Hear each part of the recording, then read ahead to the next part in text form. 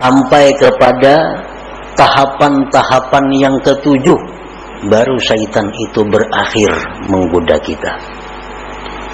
Sampai 7 tingkat keadaan-keadaan kita, syaitan selalu membisik kepada kita agar kita gugur, agar kita terjatuh ke dalam jurang yang hina. Nah, untuk menghindari, menjaga keselamatan dari godaan-godaan syaitan yang 7 tingkat itu, 3 hal yang kita perlukan.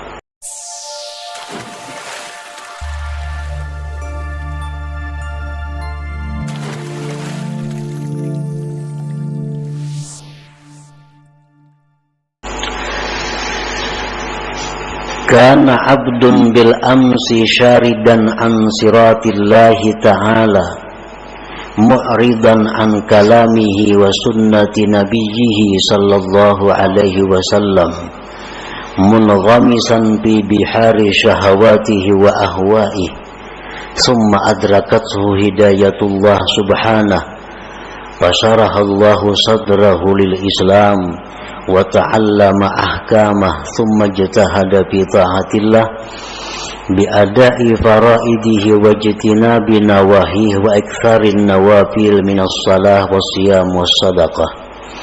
Fatala zaman ala dhalikal hal kana syaitan yugrihi min qablu bil fawahish wal munkarat fal an yuwaswisu ilaihi qailan ala tara kaifa asbahta al-an anta min khairati ibadillahi salihin tata'allamu ahkamahu wa tuaddi faraidahu wa tajtanibu nawahiyahu wa tuksirun nawafil wa tashabul ulama qad asbahta min awliyaillahil muqarrabin.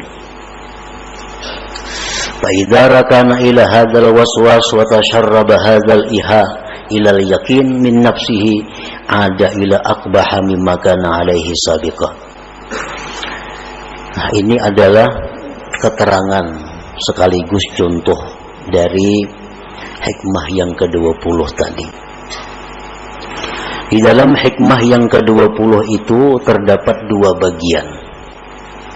Bagian yang pertama, ma'aradat himmatu salikin an taqifa indama kushifalaha illa wa nadathu hawatiful haqiqah alladzi tatlubu amamak. Sedangkan bagian kedua yang selanjutnya adalah seorang hamba yang dulunya hamba ini lari, menyimpang dari jalan Allah, berpaling dari kalam Allah dan sunnah Nabi sallallahu alaihi wasallam. Seorang hamba ini tenggelam dalam lautan syahwat dan hawa nafsunya. Jadi seorang manusia yang dahulunya ingkar kepada Allah, yang dahulunya manusia ini mementingkan syahwat dan hawa nafsunya, tidak peduli hukum Allah, tidak peduli halal haram. Nah, kemudian si hamba ini diberi hidayah oleh Allah, diberi petunjuk. Maka Allah bukakan hatinya untuk Islam. Maka dia belajarlah hukum-hukum agama. Dia kemudian bersungguh-sungguh taat kepada Allah dengan menunaikan keperduannya, menjauhi larangan-larangan Allah, memperbanyak sunat-sunat dari sembahyang, puasa, dan sedekah.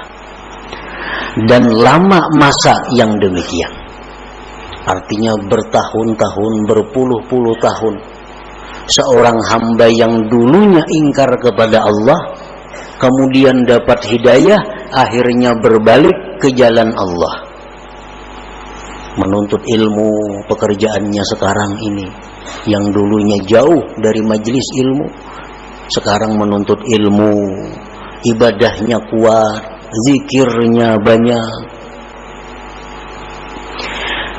adalah syaitan dahulunya menggoda ini hamba dengan kejahatan dan munkar.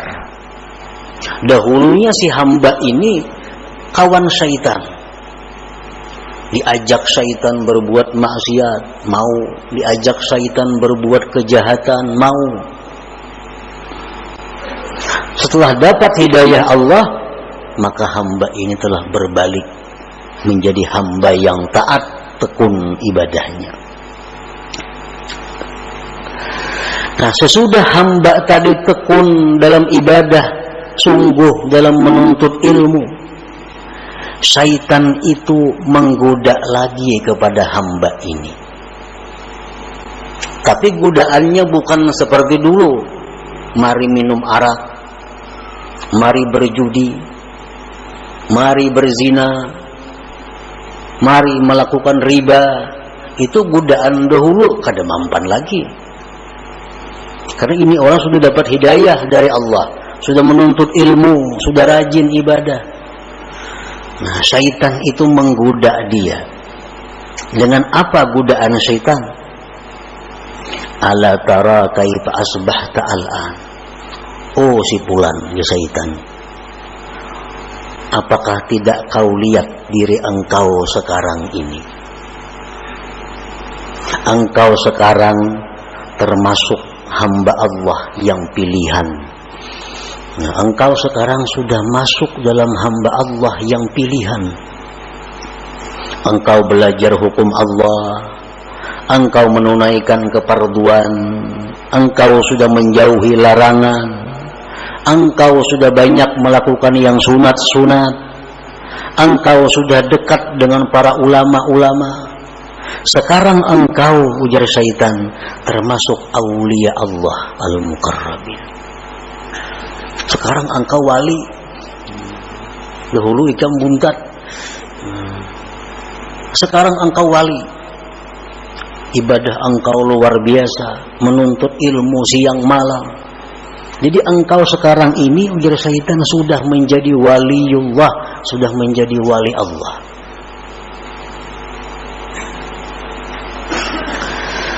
Nah, apabila si hamba ini setuju dengan bisikan syaitan itu,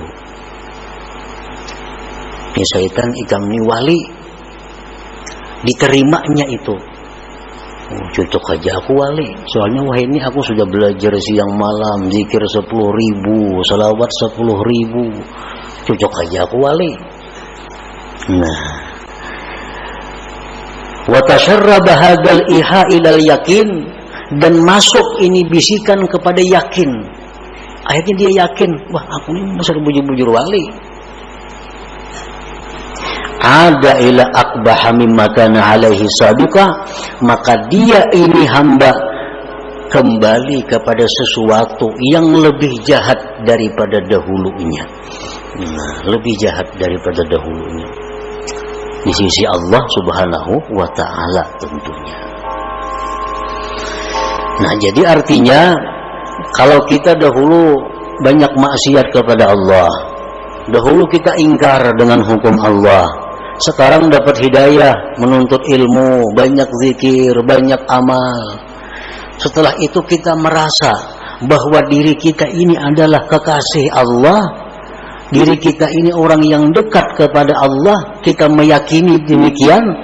Nah, kita sebenarnya lebih jahat kedudukannya di sisi Allah daripada kelakuan kita yang dahulu kala yang suka maksiat itu.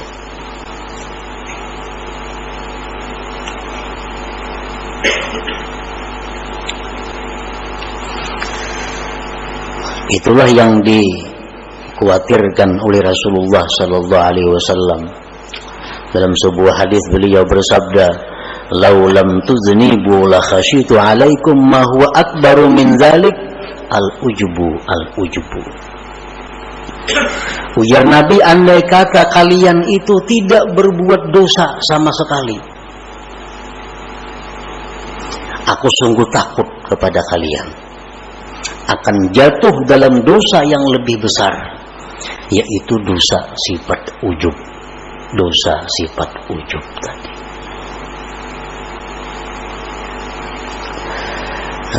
Sayyidatina Aisyah radhiyallahu anha, beliau ditanya, mata yakunur rajul musi'a? Qalat idza dhanna annahu muhsin. Kapan seseorang itu dikatakan jahat di sisi Allah? Ujar Aisyah menjawab, bila mana dia sudah menyangka dirinya baik. Bila mana kita menyangka diri kita ini sudah baik, berarti kita orang yang jahat di sisi Allah Subhanahu wa ta'ala. Nah, ini keterangan daripada bagian yang pertama daripada hikmah yang ke-20 tadi. Nah, para muhibbin rahimakumullah. Jadi syaitan ini, ujar para ahli suluk, mengatakan selalu berusaha menggoda kita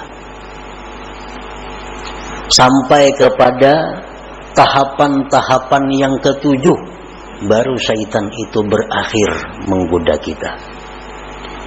Sampai 7 tingkat keadaan-keadaan kita, syaitan selalu membisik kepada kita agar kita gugur, agar kita terjatuh ke dalam jurang yang hina. Nah, untuk menghindari, menjaga keselamatan dari godaan-godaan syaitan yang 7 tingkat itu, 3 hal yang kita perlukan. Pertama, ilmu yang pertama. Yang kedua, doa kepada Allah agar dipelihara. Yang ketiga, kawan yang baik. Nah, 3 macam itu kalau kita